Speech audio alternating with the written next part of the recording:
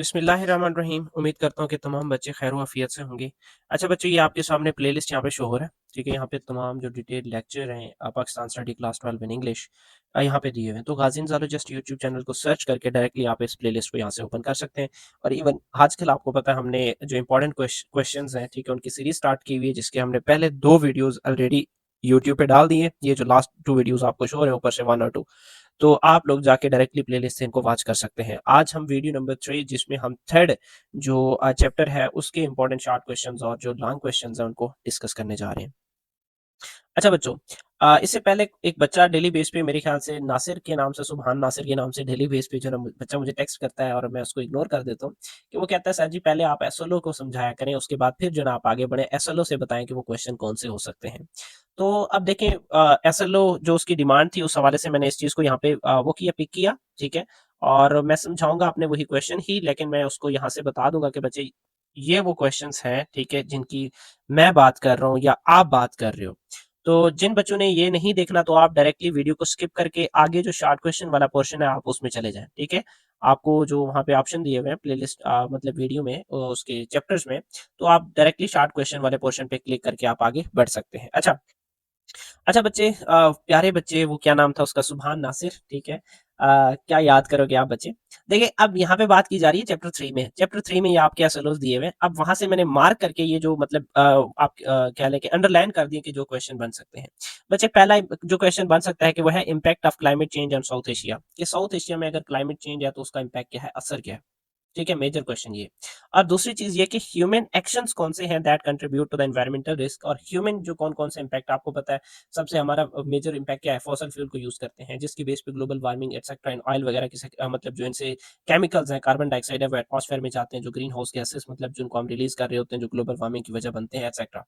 ठीक है? तो क्लाइमेट चेंज के जो इम्पैक्ट है, वो क्या होते हैं कि जिसकी फॉर्म में आप अर्थक्वेक की बात कर लें, फ्लड वगैरह की बात कर लें, ड्राउट की बात कर लें। ये क्लाइमेट है, उसके इम्पैक्ट आ रहे हैं हमारी अर्थ पे, हमारे एनवायरनमेंट में। तो बच्चे, आपके इन क्वेश्चंस का ये आंसर हो सकता है, इनको आपने थोड़ा-सा ब्रीफली डिस्क्राइब कर देना है। अच्छा, analyse the factor that contribute to the global warming. अभी हमने बात की कि ग्लोबल वार्मिंग कौन-कौन से फैक्टर कॉज़ कर सकते हैं। देखें, ये 2 नेचुरल कॉज़ भी हो सकता है, ठीक है? ये नेचुरल कॉज़ भी हो सकता है। नेचुरल कॉज़ के अलावा जो ना ये जो ह्यूमन फैक्टर है, वो भी हो सकता है, मतलब एंथ्रोपोजेनिक भी हो सकता है, ठीक है? अब इस चीज़ को आपने बच्चे खुद देखना है। नेचुरल फैक्टर भी आपकी बुक में दिए हुए हैं और जो ह्यूमन जो फैक्टर है वो भी आपकी आपकी बुक में दिए हुए हैं। अच्छा, अब उसकी बेस पे आपको पता है इससे फ्लडिंग भी हो सकती है, क्लाइमेट चेंज एटसेट्रा, ये सारी चीज़ें पॉसिबल है, ओके?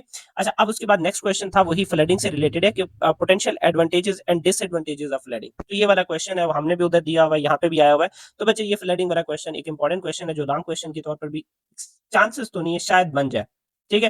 अच्छा, अब उसके बाद नेक्स्ट क्या चीज़ है कि solutions to mitigate the climate change, कि क्लाइमेट चेंज हो रहा है उसको आप किस तरीके से कौन-कौन से किस तरीके से आप इस प्रॉब्लम को सॉल्व करेंगे, और reduce the negative impact of environmental hazard like flood या ड्राउट्स। फ्लड भी आते हैं, ड्राउट्स भी हो सकती है, तब इनके जो नेगेटिव इम्पैक्ट है आप इनको किस तरीके से रिज़ॉल्व करेंगे। तो ये क्वेश्चन, अगर मैं अभी बात करूँ, एक क्वेश्चन बच्चे आपका ये हो गया, सेकंड बच्चे क्वेश्चन आपका ग्लोबल वार्मिंग वाला हो गया, थर्ड क्वेश्चन आपका advantages and disadvantages of flood वाला हो गया। अब उसके बाद फोर्थ क्वेश्चन बचे उनके सॉल्यूशन के, किस तरीके से आप उनको मिटिगेट कर सकते हैं, किस तरीके से आप उनको ठीक कर सकते हैं। अब उसके बाद evaluate the environmental impact of fossil fuel consumptions, कि भाई आप फॉसिल फ्यूल्स को कंज्यूम कर रहे हैं, मतलब उसको यूज कर रहे हैं, तो उससे आपको पता है कार्बन डाइऑक्साइड, इवन गाड़ियों के लेड वगैरह जो उनसे साइलेंसर वगैरह से जो इस तरह के मेटल्स निकलते हैं और हैवी मेटल्स होते हैं, जाके एटमॉस्फेयर में लोगों के रेस्पिरेटरी सिस्टम में जाते हैं और वहां जाके नुकसान करते हैं, इस तरीके से आपकी ब्रीथिंग वगैरह को। तो ये चीज आपने लिखनी थी, ठीक है? अच्छा, अब उसके बाद नेक्स्ट क्या था कि आप इस फैक्ट को मतलब आप किस तरीके से इस इम्पैक्ट को मिनिमाइज करेंगे, ताकि क्लाइमेट चेंज पर इसका असर कम पड़े और इस पे ग्लोबल वार्मिंग भी ना हो, ठीक है? मतलब आप इन फॉसल फ्यूल है, जाहिर सी बात आप यूज कर रहे हैं, तो इससे क्लाइमेट चेंज भी होगा और ग्लोबल वार्मिंग भी होगी। तब आप किस तरीके से इस चीज को ठीक करेंगे कि भाई आप फॉसल, जाहिर सी बात है, आप फॉसल फ्यूल का कम इस्तेमाल करेंगे, जिसकी बेस पे आपका क्लाइमेट चेंज जो पे असर है वो भी कम पड़ेगा और ग्लोबल वार्मिंग भी क्या होगी, कम होगी। तो ये थोड़ा सा ये है कि आपने थोड़ा सा अपनी तरफ से आप लोगों ने बच्चों स्ट्रगल करना है, ठीक है? इतना मुश्किल नहीं है ये काम। अच्छा, अब उसके बाद नेक्स्ट क्या चीज़ है बच्चों, कि अब आगे है कि government and societies in environmental management के एम्फसाइजिंग द रोल ऑफ, ये अलग शॉर्ट क्वेश्चन बन सकता है कि देखें कि एनवायरमेंट की जो मैनेजमेंट है, ये जो डिजास्टर मैनेजमेंट है, इसमें आपकी गवर्नमेंट या आपकी जो सोसाइटीज़ है वो किस तरीके से वर्क कर रही हैं। ज़ाहिर-सी बात है कि गवर्नमेंट के अपने एक्शंस होते हैं, अपने प्लान्स होते हैं कि फ्लड वगैरह आते हैं तो लोगों को कैसे बचाना है, उनके जानवरों को कैसे बचाना है एटसेट्रा। तो यहाँ पे वो बात की जा रही है और गवर्नमेंट किस तरीके से रिस्पॉन्स करेगी, कौन से ऑर्गेनाइजेशन किस तरीके से एक्टिवेट होंगे, यहाँ पे ये बात की गई है। अच्छा, अब उसके बाद बचे 7 क्वेश्चन है जो कि बड़ा ईज़ी है कि sources of fresh water and ocean जो वाटर है उसके पोल्यूशन के फैक्टर्स कौन से हैं? मतलब कौन-कौन से ऐसे सोर्सेज़ हैं जिसके बेस पे पोल्यूशन हो सकते हैं? तो वो आपको पता है, उसमें एग्रीकल्चरल हो सकते हैं जिसमें आप बहुत सारे फर्टिलाइज़र वगैरह का यूज़ करते हैं। इंडस्ट्रियल सेक्टर्स हैं, वो सारा का सारा जो वेस्टेज होता है उसको रिवर्स वगैरह में फेंक देते हैं। अब वो कह रहे हैं कि अब इसका develop solution to manage these issues, कि अब ज़ाहिर-सी बात है आपने फर्टिलाइज़र का इस्तेमाल कम करना है, सिंथेटिक जो natural fertiliser like like manure वगैरह का ज़्यादा इस्तेमाल करना है। इंडस्ट्रियल सेक्टर में ये है कि भई वो जो वेस्ट वगैरह रिलीज़ करते हैं उसको जो ना फ़िल्टर करके उन्हें ड्रॉप करना चाहिए। तो इस तरीके से बच्चे मैंने तो मतलब सिंपल-सिंपल आपको इन आपके जो एसएलओज़ हैं या आपके एसओएस जो मटेरियल है मैंने इनके आंसर दे दिए हैं। तो एसओएस से बच्चों यहाँ से अगर आप शॉर्ट क्वेश्चन की बात कर लें तो टोटल 7 जो शॉर्ट क्वेश्चन है बच्चे वो बन सकते हैं। टोटल 7 शॉर्ट क्वेश्चंस आपके यहाँ से बन सकते हैं और इवन लॉन्ग क्वेश्चन यहाँ से ही है वो मैं आगे आपको उधर बता दूँगा। तो आई होप बच्चे छोटी-सी एफर्ट की है मैंने, ठीक है? अगर आपको ये समझ आते हैं तो। अब उसके बाद मैं अपने दूसरे जो मेरे बच्चे हैं मैं उनको खुश करता हूँ, ठीक है? यहाँ पे किधर है? यस। देखिए बच्चों, अब हम बात कर रहे हैं चैप्टर 3 की। एक मैं चीज़ फिर हमेशा कह रहा हूँ, बच्चे आप लोगों ने एक्सरसाइज़ को लाज़मी फ़ॉलो करना है, ठीक है? एक्सरसाइज़ के लिए कोई कंप्रोमाइज़ नहीं है। एक्सरसाइज़ आप लोगों ने लाज़मी चेक करना है, उसके क्वेश्चंस को याद करना है। और उसके बाद एक और बात, देखिए इतनी मैं स्ट्रगल कर रहा हूँ कि भई आपको इम्पोर्टेंट क्वेश्चन बता रहा हूँ। अब 8-10 बताऊँ, 4-5 बताऊँ, ना आए तो फ़ायदा नहीं है। तो इस वजह से मेरी पूरी कोशिश होती है कि आपकी बुक में जो चैप्टर है उसमें जो पॉसिबल क्वेश्चन हैं और ऐसे क्वेश्चन जो मतलब एग्ज़ाम पॉइंट ऑफ व्यू के हवाले से आ सकते हैं, ठीक है? तो पूरे चैप्टर वाइज़ ऐसा समझ लें उन क्वेश्चन्स को मैं सेपरेट करके आपको प्रोवाइड कर रहा हूँ। अब मेरा टारगेट यहाँ पे ये है कि वो इन्हीं क्वेश्चन्स में से ही वो क्वेश्चन आएँगे जो बोर्ड में होंगे। ठीक है? क्यों? क्योंकि मैं कोशिश कर रहा हूँ कि अपनी तरफ से कि वो तमाम इम्पोर्टेंट, ज़ाहिर-सी बात है कि स एग्ज़ामिनर ने 1 उठाना है, मैं 10 दे रहा हूँ, तो उनमें 10 में तो 1 आ ही जाएगा ना।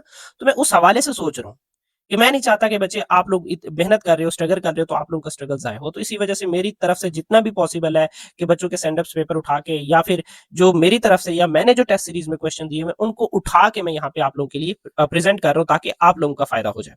एक्सरसाइज़ के क्वेश्चन लाज़मी याद करने हैं और उसके बाद ये याद करोगे इंशाल्लाह आपका, वो कहते हैं बाबा नहीं कहता कि भई आपका काम हो जाएगा, जा बच्चे, ऐसे? अच्छा, अब उसके बाद फिर अल्ट्रा प्रो मैक्स वाली बात तो समझ गए हो कि नहीं बोलता, ठीक है? आप समझदार हो ना, आपको बस इशारे ही काफ़ी है। तो क्या और क्या बात हो मज़ीद, ऐसे? चलो, 1 मिनट ये काम नहीं कर रहा, हाँ, अब देखें। अच्छा बच्चों, अब फर्स्ट क्वेश्चन आप लोगों ने देख ही लिया होगा, ठीक है? तो बताता हूँ फिर भी मैं। देखिए बच्चे कि ब्रीफली डिस्क्राइब द मरी स्नो स्टॉर्म जो कि हुआ था 2022 में। उस वक़्त मैं मतलब पहली दफ़ा नहीं, मतलब करंटली इस्लामाबाद में आया हुआ था और पहले साल यहाँ पे लोग जो है ना बर्फ़ पड़ने से, मतलब बहुत ज़्यादा बर्फ़ पड़ी थी, टेम्परेचर कम हो गया था और लोग मर गए थे। तो बच्चे ये आपके बुक के पेज 58 पे दिया हुआ है, तो आप डायरेक्टली वहाँ से इसको कर सकते हैं, ठीक है? अच्छा, अब उसके बाद नेक्स्ट क्या चीज़ है, ठीक है? मैं ज़रा इसको ज़ूम कर लूँ, हाँ, मैं इसको ज़ूम कर लूँ, हाँ, ये लें। अच्छा बच्चों, अब उसके बाद नेक्स्ट क्या चीज़ है कि briefly describe the major branches of government. वो जो गवर्नमेंट है बच्चों, उसकी 3 मेजर ब्रांचेज़ होती हैं, उन 3 मेजर ब्रांचेज़ को आपने एक्सप्लेन करना है। आपकी जो बुक का पेज नंबर है वो कितना है? 49 है। और बाकी ये उर्दू वालों के लिए भी मैंने साथ में दे दिया है, मुझे उनको भी फ़िक्र है, क्यों? क्योंकि मैंने उनके उर्दू के लेक्चर अपलोड नहीं किए, तो थोड़ी-सी तो उनके लिए रहमदिली होनी चाहिए ना, बेचारे हैं। अच्छा, अब उसके बाद बच्चों नेक्स्ट क्या है, differentiate between global warming and greenhouse effect. इन दोनों को आपने डिफरेंशिएट करना है, ये शॉर्ट क्वेश्चन आ सकता है। अच्छा, ये एप्लीकेशन बेस्ड शॉर्ट क्वेश्चन होगा। अब enlist 3 causes and as well as effects of deforestation, कि भाई डिफॉरेस्टेशन किस वजह से हो रही है और इसके क्या इम्पैक्ट्स हो सकते हैं। तो 3-3 कॉजेस आपने लिखनी है कि जंगलात की कटाई की 3 वजूहात और उसके असरात बयान करें। अब state the 3 reason of flood in Pakistan, के फ्लड पाकिस्तान में जो आ रहा है उसके पीछे 3 मेजर रीजन बताएं। एक तो बच्चे क्या है उसमें कि हमारा जो हम जो पोल्यूशन हम क्रिएट करते हैं, या फिर आप बात कर लें कि हमारे जो एक्टिविटीज़ हैं या जो आपका ग्लोबल वार्मिंग है, ठीक है? ये मेजर है और ट्रीज़ का काटना ये थर्ड चीज़। तो इन मेजर चीज़ों की वजह से क्या हो रहा है बच्चे, कि वो जो फ्लड वगैरह हैं वो ज़्यादा आ रहे हैं, टेम्परेचर बढ़ रहा है, ग्लेशियर पिघल रही हैं, तो फिर उसका शक्ल, उसका जो फॉर्मेट है वो सैलाब की फॉर्म में हमें मिलता है। अच्छा बच्चों, अब उसके बाद नेक्स्ट क्या चीज़ है, क्वेश्चन नंबर 6 की तरफ जाते हैं कि अब what is the role of disaster management authority and also describe the steps of disaster management cycle. बच्चों ये 61 पेज पे दिया गया, डिटेल से दिया गया, मैंने इसको छेड़ा नहीं है, सीधा सीधा मैंने बोला वहां से आप लोग इसको कर लो। अच्छा, डिजास्टर मैनेजमेंट का यही काम होगा कि जो नेचुरल आफात है, लाइक आप बात कर लें इसकी अर्थक्वेक की बात कर लें, फ्लड की बात कर लें, या फिर आप बात कर लें उधर से जो साइक्लोन्स वगैरह आती हैं, ठीक है, ओशन से, ठीक है, तो उन इन चीजों को क्या करना है, मॉनिटर करना है। अब enlist the three major reason of water pollution के तीन मेजर जो रीजन है वो लिखने बड़ा आसान है, ठीक है। अब उसके बाद ट्रॉपिकल साइक्लोन्स क्या होती हैं, give short details of 2023 affair some cyclone Shaheen, उसको आपने मतलब डिटेल से उस ब्रीफली थोड़ा एक्सप्लेन कर देना है। अच्छा, ये कराची वाली साइड पे, सिंध वाली साइड पे आया था। अच्छा, अब how earthquake and forest fire are the causes of global warming, give example, मतलब किस तरीके से जो अर्थक्वेक है या फिर जो ग्लोबल वार्मिंग है ये क्या काज कर सकती है, मतलब अर्थक्वेक और फॉरेस्ट फायर ग्लोबल वार्मिंग काज कर सकती हैं। इस विद एग्जांपल आपने क्या करना है, डिस्क्राइब करना है। इसमें आप कनाडा और तुर्की तुर्की का जो मतलब फॉरेस्ट फायर हुआ था उसको आप एक्सप्लेन कर सकते हैं। अर्थक्वेक में आप जो ना वो बलूचिस्तान वाली बात यहाँ पे ऐड कर सकते हैं, ठीक है। अच्छा, अब उसके बाद बच्चों नेक्स्ट क्या है, describe the impact of Gilgit Baltistan. अच्छा, एक चीज मैं यहाँ पे बता दूं, देखें बच्चे, यहाँ पे मुजफ्फराबाद की भी बात की गई है, यहाँ पे लाहौर की बात की गई है, कराची की बात की गई है, इस्लामाबाद की बात की गई है, क्वेटा की बात की गई है, लाहौर की बात की गई है। अब इन सब को तोड़ा तोड़ा, ठीक है, तोड़ा तोड़ा आप लोगों ने क्या करना है, अपने माइंड में रिकॉल कर लेना है, ठीक है, कि कराची में ज्यादातर क्या होता है, लाहौर में क्या होता है, इसी तरीके से पिशावर में क्या होता है, कौन कौन सी मतलब मेजर चीजें हैं, कौन कौन सी इंडस्ट्रीज हैं और किस हवाले से वो जाना जाता है। 3 से 4 लाइनें, मतलब एक अंडरस्टैंडिंग जिसे होती है ना, वो इन्फॉर्मेशन जनरल नॉलेज जो ना होना आपको जरूरी है, ताकि अगर इस तरह का क्वेश्चन आपका आता है तो सॉल्व हो जाए, ठीक है। अच्छा बच्चों, अब उसके बाद नेक्स्ट क्या चीज है, ठीक है, आगे चलते हैं हम, ठीक है। यही चीज है बच्चों कि वो अगला जो ना वो लाहौर और इस्लामाबाद के बारे में आपने थोड़ा उसकी अहमियत को बयान करना था। अब उसके बाद state two major lines of longitude and latitude, ठीक है, जो वो ट्रॉपिक कैंसर है मेरे ख्याल से एक दूसरा है, तो इन दोनों को आपने जो ना वो डिस्क्राइब करना है, ठीक है, जिन पे सॉरी वो इक्वेटर लाइन जैसे है, वो इक्वेटर लाइन जहाँ पे पाकिस्तान लाई करता है, तो वो जो 20, एक तो वो 20 जो 3.5 था और दूसरा जो वो 37 वाला था, लाइक दिस। तो आप एक एक तो ये हो गया, दूसरा इनके दरमियान में मतलब पाकिस्तान लोकेटेड है, तो इस चीज को आप लोग ने देखना है कि वो दो अहम लाइनें हैं, एक लैटिट्यूड और जो लॉन्गिट्यूड, ठीक है, जिन पर पाकिस्तान वाक़ है, तो वो लाइनें उनको आपने डिस्क्राइब करना है। और ये मेरे ख्याल से आपके जो ये एक और चीज भी है कि ये आपके एसएलओस में ये क्वेश्चन नहीं है, ठीक है, वो आपके एसएलओस में ये क्वेश्चन नहीं है, ठीक है। एसएलओस आपके सामने मैंने दिखाया था, वहां पे नहीं था, ये जियोपॉलिटिकल इंपॉर्टेंस ऑफ पाकिस्तान, ये सारे के आगे जितने भी क्वेश्चन है एसएलओस में नहीं है, आपकी बुक में दिए हुए geopolitical importance of Pakistan, geography of Pakistan, या फिर ये सारी चीजें, तो ये इंपॉर्टेंट है, इस वजह से मैं करवा रहा हूँ, ठीक है। अगर हो सकता है कि यहाँ से भी क्वेश्चन आ सकता है, ठीक है। तो अच्छा, अब उसके बाद बच्चे यहाँ पे वही बात की कि नीज किसी एक समुद्री रास्ते का नाम बताएं जो पाकिस्तान की मईशत में अहम किरदार अदा करता है। इसमें वो दो समुद्री रास्ते हैं, ठीक है, एक नॉर्थ अटलांटिक जो रूट है और दूसरा जो ना जो पैसिफिक ओशन वाला रूट है, ये दो रूट है जहाँ से पाकिस्तान क्या करता है, ट्रेड करता है। और ये मेरे ख्याल से नीचे मैंने क्वेश्चन भी दिया हुआ है। अच्छा, अब उसके बाद नेक्स्ट क्या चीज है कि with which countries Pakistan does share its border, Pakistan किन कंट्रीज के साथ अपना बॉर्डर शेयर करता है, ये आपको अच्छे से पता है बच्चों। इसमें चाइना है, इसमें ईरान है, इसमें इंडिया है, इसमें अफगानिस्तान है, एटसेट्रा, ठीक है, अफगानिस्तान। अच्छा, अब उसके बाद describe the geopolitical importance of Pakistan, के पाकिस्तान एक स्ट्रेटेजिक लोकेशन के तौर पर काम करता है, ये सेंट्रल एशियन के लिए ट्रेड रूट प्रोवाइड करता है, ये इसी तरीके से चाइना के लिए ट्रेड रूट प्रोवाइड करता है, तो मतलब अपने ज्योग्राफी के हवाले से पाकिस्तान बहुत ज्यादा इंपॉर्टेंट है, ठीक है। तो ये इसके बारे में 2-3 लाइनें और ऐड करके आप लोगों ने क्या करनी है, लिखनी है। ये भी ये फर्स्ट 2-3 पेज जो बच्चों दिए हुए हैं, ठीक है, फर्स्ट 2-3 पेज पे ये सारा का सारा जो मटेरियल है वो दिया हुआ है। अच्छा, अब इसमें फर्दर जो ना ये geographically economic importance of the Pakistan, कि पाकिस्तान जाहिर सी बात है बच्चे, पाकिस्तान को एक साइड पे चाइना लग रहा है, दूसरी साइड पे सेंट्रल एशियन है, तीसरी साइड पे अफगानिस्तान और ईरान है, और इधर से जो बहरी अरब है, अरेबियन ओशियन, ठीक है, अरेबियन सी जो लग रहा है, तो उसकी बेस पे पाकिस्तान को ऐसा समझ लें कि एक अच्छा मौका मिला हुआ है कि इधर से ओशन के जरिए भी ट्रेड कर सकता है, इधर से जो एक पावर सुपर पावर टाइप कह लें, चाइना की बात कर लें, ठीक है, मोस्ट पावरफुल कंट्री है वो भी, तो अब उसके साथ पाकिस्तान ट्रेड कर रहा है, और इधर से ईरान साथ में लोकेटेड है, या फिर जो सेंट्रल एशियन कंट्रीज है जहां से पाकिस्तान बिजली और जो और भी इस तरह का जो मटेरियल है वो वहां से गेन कर रहा है, ठीक है, गैस भी, ठीक है। तो अब इसी वजह से आप कह सकते हैं कि इकोनॉमी के हवाले से पाकिस्तान की जो जोग्राफी है उसमें उसकी बहुत ज्यादा अहमियत है। अच्छा बच्चों, आगे चलते हैं, आगे चलते हैं, आगे आगे आगे आगे। अच्छा, आगे बच्चे ये 5 मेरे ख्याल से 4 क्वेश्चन है, ठीक है।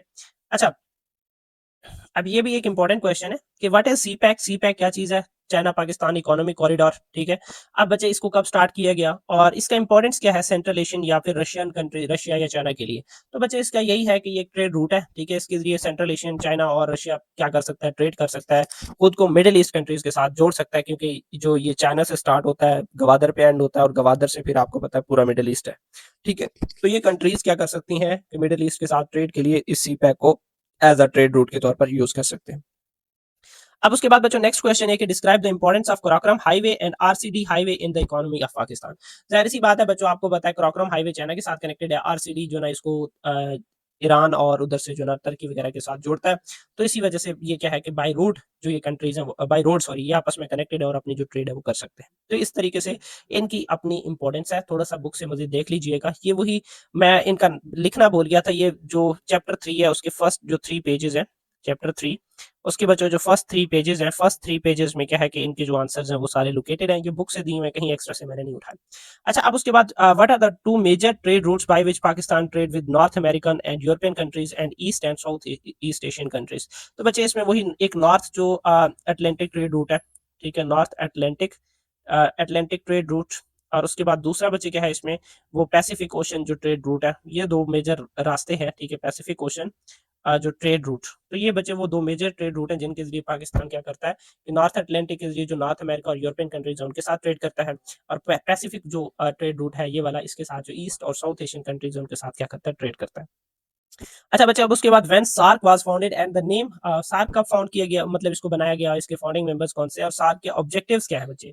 ये भी उसी मेरे ख्याल से वही जो फर्स्ट 3 पेज है उनमें दिया हुआ लोकेटेड है, ठीक है। और माजरत इस चीज के लिए कि मैंने इसका जो पेज नंबर है वो नहीं लिखा। और सेम बच्चों ईसीओ एक दूसरे के मतलब ईसीओ ऊपर दिया हुआ है, सार्क उसके नीचे छोटे से पैराग्राफ में दिया हुआ है कि ईसीओ कब इस्टेब्लिश हुआ और इसके इस्टेब्लिश करने वाले जो मेंबर्स हैं वो कौन से। पहले मेरे ख्याल से 3 कंट्रीज थे, ईरान, पाकिस्तान और टर्की। बाद में वो जो मिडिल ईस्ट और सेंट्रल एशियन कंट्रीज हैं वो भी ज्वाइन हो गए। अच्छा, अफगानिस्तान भी उसमें शामिल है। अब बच्चे उसके बाद लॉन्ग की बारी है। लॉन्ग इतने ज्यादा इंपॉर्टेंट नहीं है इस चैप्टर से, अलबत्ता फिर भी आप लोगों ने थोड़ा सा गौर कर लेना है, ठीक है। अब इसमें बच्चों एक लॉन्ग क्वेश्चन में ग्लोबल वार्मिंग है, ठीक है, इंपॉर्टेंट नहीं है। मैं फिर चीज़ स्टेटमेंट मैं अपनी दे रहा हूँ कि बच्चे लॉन्ग इतने ज़्यादा इंपॉर्टेंट नहीं है। अलबत्ता इसमें ये लॉन्ग बन सकते हैं जो मैं आपको बता रहा हूँ, ठीक है। ये वाले मतलब करने लाज़मी है, इनको देखना लाज़मी है, इनके साथ टच में लाज़मी रहना है, ठीक है। वो कहते हैं मुसीबत को कोई पता नहीं होता, कभी कुछ भी हो सकता है। तो बच्चे पहला question, what is global warming and which natural factor, अब नेचुरल फैक्टर की बात की गई है, ह्यूमन मेड फैक्टर की बात नहीं की गई। नेचुरल फैक्टर में बच्चों वही अर्थक्वेक हो सकता है, ठीक है, इसी तरीके से जो ना ट्रॉपिकल साइक्लोन्स वगैरह, फ्लड वगैरह, ये सारी चीज़ें हो सकती हैं। अब उसके बाद recognise the advantages and disadvantages of flood, के एडवांटेजेस और डिसएडवांटेजेस ऑफ फ्लड क्या है। अब इस फ्लड के जो इम्पैक्ट है, एनवायरमेंटल इम्पैक्ट है, इसको किस तरीके से बच्चों आप लोग क्या कर सकते हैं, कम कर सकते हैं। और उसके बाद नेक्स्ट क्या चीज है, elaboration of fresh ocean water pollution, ठीक है, फ्रेश वाटर या फिर ओशन पोल्यूशन है, उसको एक्सप्लेन करें और कौन कौन से ऐसे मेजर काज हैं जिसकी वजह से ये हो रहा है, और इन इश्यूज को आप किस तरीके से क्या कर सकते हो, एड्रेस कर सकते हो या फिर डील कर सकते हो। ये इसका पेज वही 59 और 62 दिया हुआ है। अच्छा, अब उसके बाद बच्चे मेजर एनवायरमेंटल हैजर्ड्स कौन सी हैं, ठीक है, इन पाकिस्तान। और उसके बाद जो एनएमडी मतलब नेशनल डिजास्टर मैनेजमेंट अथॉरिटी, इनको किस तरीके से क्या कर रही है, डील करती है, या किस तरीके से इनको मतलब इनको मतलब ठीक करने में इसकी इन्वॉल्वमेंट है। तो ये बच्चे वो पेज जो ना 60 से जो 62 है, इस पे ये क्वेश्चन दिया हुआ है, ठीक है। बच्चे आप लोगों का यही काम है कि पहली बात तो ये कि ये जो शॉर्ट क्वेश्चंस दिए हुए हैं इनको बहुत अच्छे से तैयार करना है, ठीक है, इन शॉर्ट क्वेश्चंस को अच्छे से तैयार करना है। और सेकंड बच्चे आपका काम क्या है कि इन लॉन्ग क्वेश्चंस को अगर रट्टा नहीं मारना तो एक दफा समझना लाजमी है, ठीक है, इनको बच्चों समझना लाजमी है। और थर्ड फिर मैं बात करता हूँ कि आप लोग बहुत कम आप लोगों का रिस्पॉन्स आता है। देखें सच्ची बोलो 4-5 घंटे मुझे लग गए बाकायदा एक एक पेपर, एक एक क्वेश्चन को और आपकी बुक को स्क्रॉल करने में, बड़ा टाइम लगता है इन सारी चीजों में, क्वेश्चन ढूंढने में, बनाने में, एक्सेट्रा। तो बच्चे इतनी स्ट्रगल आप लोगों के लिए है, तो आप लोगों का मेरे लिए जो रिस्पॉन्स है वो भी वैसे होना चाहिए, ठीक है। तो पहली बात तो ये कि इस वीडियो को वॉच करके इसके क्वेश्चन लिख के या इनके आंसर भी लिख के, इवन मैं तो कहता हूँ कि इसकी जो कॉपी है आप लोग जो मतलब लिख रहे हो, लिख के इसकी कॉपी मुझे व्हाट्सएप पे भी बच्चों सेंड कर दो। नंबर आपको पता है आपके पास अवेलेबल है, हर जगह पे मेरा नंबर बहुत कॉमन है बच्चों, ठीक है। अच्छा, अब उसके बाद नेक्स्ट क्या चीज है कि क्वेश्चन कंप्लीट करने के बाद आप लोगों ने ये भी बोलना है, ये प्रॉपर ये स्टेटमेंट होनी चाहिए, जी सर मैंने कर लिया, अब नेक्स्ट वीडियो सेंड करें, ठीक है। और फोर्थली बात बच्चे, व्हाट्सएप ग्रुप भी आप लोग ज्वाइन कर सकते हैं, कोई चार्जेस नहीं है व्हाट्सएप ग्रुप के लिए, ठीक है। तो वो भी हम उधर भी मैं आपको ऐड कर दूंगा, नंबर वही है जिसकी मैंने बात की। चलिए मैं दोबारा भी लिख देता हूँ, 03094406 718, ठीक है। अब इवन इस वीडियो को बच्चे अपने फेलोज तक लाजमी शेयर करो, ठीक है, अपने फेलोज तक लाजमी शेयर करो, ठीक है। तो ठीक है, ये लास्ट काम था, अपने फेलोज तक इस वीडियो को लाजमी, इस लिंक को लाजमी शेयर करना है। तो इंशाल्लाह बच्चों हम मिलते हैं नेक्स्ट वीडियो में, तब तक आपका भाई आपसे इजाजत चाहता है, मिलते हैं नेक्स्ट वीडियो में।